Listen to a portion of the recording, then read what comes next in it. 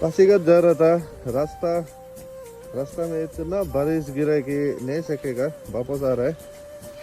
आपका सिर की साइड में बहुत ही बारिश गिर रहा है बोल के सुना था, तो आते आते ये जगह देखा है। देखिए कितना सुंदर है। ये एक्चुअली आबरवार समय का है, उसको रिप्रेजेंट करते हुए बनाया है,